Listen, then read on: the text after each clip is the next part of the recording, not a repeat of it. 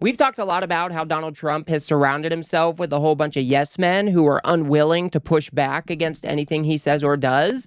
But nowhere does it become more clear that that is actually the case than by watching through one of these Trump administration cabinet meetings. I mean, it is literally one of the strangest things that you will ever watch. It's a whole bunch of grown adults. They go around in a circle. They heap praise on dear leader like he's the bee's knees, like he's God's gift to mankind.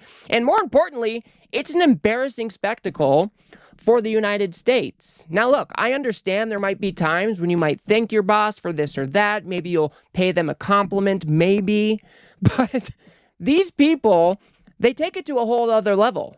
And we should not normalize this type of behavior in our country. We should not be treating the president as though they are a deity or a king. It's just not how things are supposed to be done in a functioning democracy. So let's go ahead and take a look at some of these cabinet officials just heaping praise on Donald Trump Almighty. Here's Mike Walz saying, you know, he is probably the best leadership in all of the world. If you guys do appreciate my work, please do remember to subscribe. Mr. President, the last 4 years, the world experienced a total lack of zero leadership under Biden.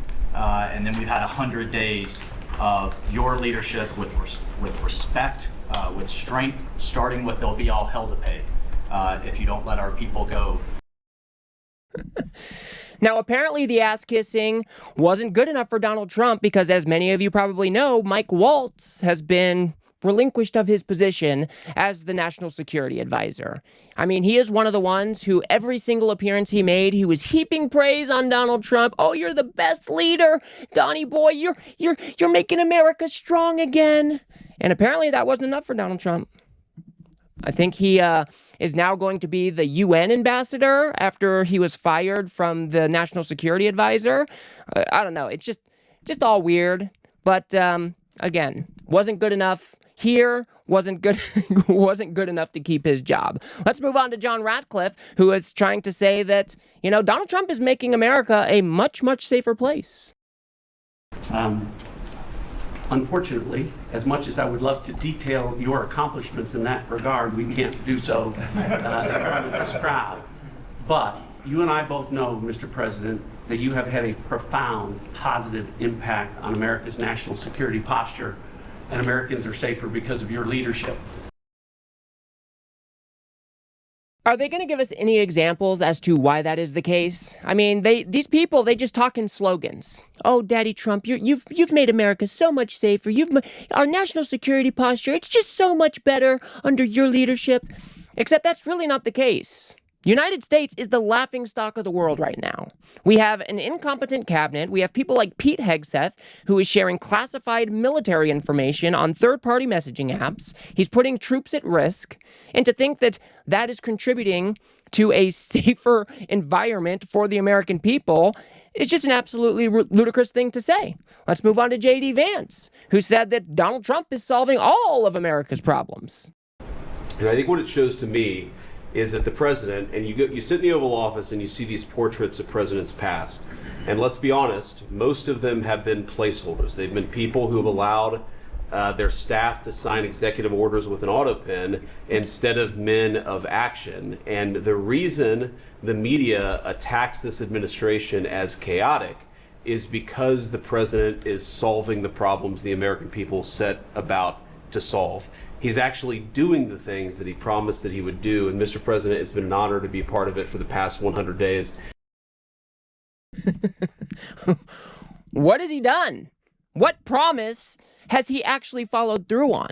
Has he lowered the cost of living? Has he given people more buying power? Because the last I checked, we just had a contracting GDP in the first quarter. The last I checked, grocery prices were actually going up. The last I checked, the shipping is not on track to be at the same levels that it was because of all of these tariffs that he has put in place.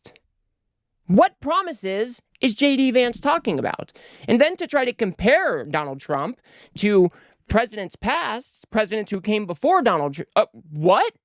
I mean, Donald Trump is probably going to go down as maybe the worst president of all time. I mean, he was the worst president in his first term, and he's on track to eclipse himself. And to think that Donald Trump is following through on all of these promises and solving all of America's problems, it's just a laughable statement to make. Let's move on to Pam Bondi, who said that Donald Trump is better than every other president. President, your first 100 days has far exceeded that of any other presidency in this country. Ever. Ever. Never seen anything like it. Thank you. Never seen anything like it, guys. Best president ever. He's the master. He's the king. He's my daddy. What are these people talking about? What has Donald Trump done that is benefiting the American people right now? He is throwing our economy into chaos. He, like I said, has assembled an incompetent team. Countries around the world don't even feel comfortable sharing intelligence with us because our national security team is so incompetent. So what is Donald Trump doing? What makes him the best besides all of this unhinged rhetoric about mass deportations? What makes it? He's literally rounding people up without any due process and then shipping them off to a gulag down in El Salvador. How does that make him the best president of all time? These people are truly unhinged. Let's move on to Chris Wright, who said that it's Donald Trump's doing, unleashing all of this energy. Mr. President, you ran on unleashing American energy, and 100 days have shown the tremendous impacts that can arise from the unleashing you have enabled. I'll just hit a few highlights. Number one, oil, gasoline, and diesel prices are the lowest they've been in years. How does that happen in 100 days? That's a messaging. Your message that we're pro-energy. We're not against energy, we're for it. That sends a message to the marketplace that supply is easier to grow now and supply will be coming. And that's already led to tremendous savings for American consumers across the country. The reason I show this clip is because not only do they sit around the table and they heap praise on their leader and they say that he's the best and this and that, but they also contribute to Donald Trump's delusions. Gas prices are not the lowest they have been in years. Gas prices are up since Donald Trump got into office. And to think that we weren't energy independent or that energy was somehow not unleashed under Biden is just an absurd claim to make, because we were producing more oil than any other time in human history. So these are the types of people who contribute to Donald Trump's delusions. They allow the lies to take hold and they keep repeating them over and over and over again. And then what does Donald Trump do? He repeats them to the American people. And then when he's called out on some of these lies, he gets all bent out of shape and tries to attack the reporter or say that we're the stupid ones. It is really a sight to behold. They are, like, we talk about this a lot on the channel. Donald Trump has created a conspiracy bubble that the MAGA cult lives in. And it's these types of people who continue to reinforce that conspiracy bubble, and is why we are heading down such a dark path now. These people just continue to reinforce the delusion. It's quite something. It's quite something. Let's move on to Tulsi Gabbard, who said that Donald Trump's leadership is just unmatched.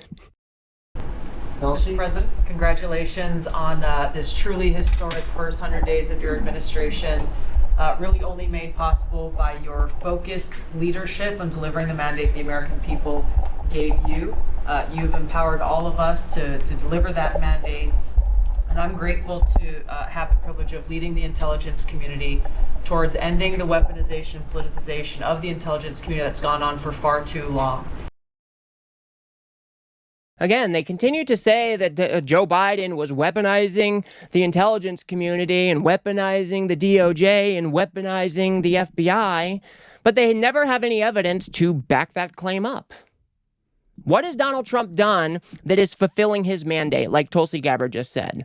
What mandate was he given by the American people, and what part of that did he accomplish? Because I'm looking around and I don't see much. The border crossings are down. Maybe you can give him that. But even before Joe Biden left office, they were sharply declining. So they were on track to be super duper low like they are now anyway. And Donald Trump hasn't really done much. which is okay to say. It's only been 100 days. But to think that he is some god who's accomplishing all of these different problems is, again, it is delusional thinking. Let's go ahead to move on to Lee Zeldin, who says that Donald Trump squashed the Green New Deal, guys. Did you know? Mr. President, at the Biden EPA, the Green New Deal was raging. At the Biden EPA, we saw billions of tax dollars burning. At the Biden EPA, we saw industries suffocating. But at the Trump EPA, the Green New Deal is dead. At the Trump EPA, we know that we can both protect the environment and grow the economy. Again, this is another reinforcement of the delusion. How many years have they been saying that the Green New Deal is breaking America? It's going to bankrupt America. I mean, it's the worst for America. How long have they been saying this? Except the Green New Deal never got implemented. But under Donald Trump's leadership, you best be damn sure they squashed it. What are they talking about? The American people were suffocating. Oh, we were setting tax dollars on fire. What does that even mean? Again, it's all of these platitudes. It's all of these slogans. It's all Donald Trump is so good because you did this, except we're not going to provide any evidence or any more, details into what I'm actually talking about. We're just going to go ahead and reinforce your worldview so you don't bite my head off. That's what this feels like. I could be wrong, but that's what this feels like. It's gross. It is 100% gross and an embarrassment for the United States. Let's go ahead and move on to RFK, who says, thank you, Mr. President. Thank you so much. Mr. President, I want to thank you for your vision, for your leadership, for giving me the 100 busiest days of my life, and most exciting and most rewarding. And there's over the next 100 days, we're going to do much, much more. Now, this one wasn't as bad, I guess. I don't know what you're thanking Donald Trump for. You said he has strong leadership. I don't know what that means. Oh, he gave you the busiest 100 days of your life, whatever that means. But it's still weird. It's almost every single one of these people, not every single one, but nearly all of them have to compliment Donald Trump in some way. He is a malignant narcissist who craves this type of attention, this type of affirmation from the people around him. It is the way that he builds up his ego. It is unbecoming of the President of the United States. Let's go to move on to the last one. Doug Burgum says that you're a fearless and courageous leader, Donnie boy. President Trump, in your first term, when I had a chance to work with you as governor, you were courageous. The thing that's empowering this amazing group of people around this table, and you've probably assembled the greatest cabinet ever, is that this time you're not just courageous, you're actually fearless. And it's your fearlessness to take on the issues that other presidents would not touch. Whether it's the work that we're doing with successfully streamlining and right-sizing government, or whether it's taking on the issues at the border, or whether it's embracing the power we need to win the arms race, you're fearlessly doing that, and that creates, and just all of us can sprint because you're running ahead. So thank you. Laying it on a little thick there, Dougie boy. Look, Donald Trump is not a strong leader. He is not a fearless leader. He's not a courageous leader. Donald Trump is a stupid person who is willing to push the boundaries of the presidential office, right? And what have we seen from Donald Trump since he has been in office for this first 100 days? We have seen him breaking the law over and over again. He gets swatted down by the courts, and he decides that he's going to ignore the courts. He is doing a whole bunch of illegal shit.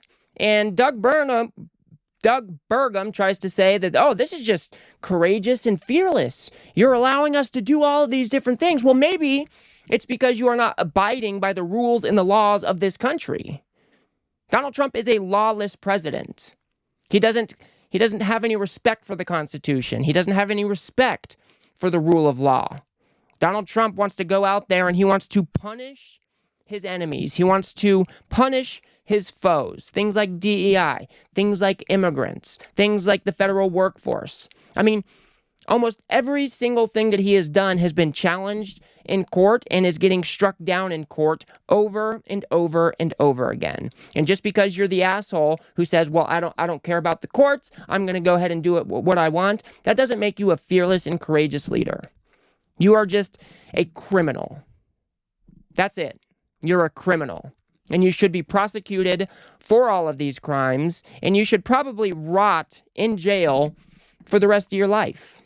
I mean, it really is unprecedented. So, again, guys, Donald Trump is a malignant narcissist who requires this type of affirmation from the people around him. And more importantly, he has surrounded himself with these people because he doesn't want any pushback at all. And as we can see here, everybody goes around and kisses Trump's ass the best they can, and they're not going to give him the sufficient pushback that a good leader would actually need to actually make informed and good decisions. That is not what we are going to get out of this administration. We are getting a whole bunch of yes men who are scared that Donald Trump will retaliate against them if they step out of line. And so we are in for a dark 4 years. I mean, we just crossed over the 100-day mark, and it has been an absolute disaster. And, you know, I think that's what we're going to see the rest of the 4 years. So we're going to have to come together and build a coalition that can fight back against this nonsense. We need everybody in their own pockets to stand up and fight against this authoritarian regime. Because if we just lie down and let these people roll right over the top of us, that's exactly what they are going to do. So I will leave it there for now, guys. If you guys got anything out of this video, please do remember to smash that like button and subscribe. Maybe share it with a friend or two. I'd very much appreciate that. We are trying to build something here on the left that adequately pushes back against the right-wing media ecosystem that just shovels Donald Trump shit every single day. So if you do like what I do here, please do remember to smash that subscribe button. It is free. And if you guys want to see how Donald Trump is underwater on nearly every single issue, now that we have crossed over that 100-day mark, go ahead and watch that video on the screen now. Otherwise, I'll see you guys on the next one.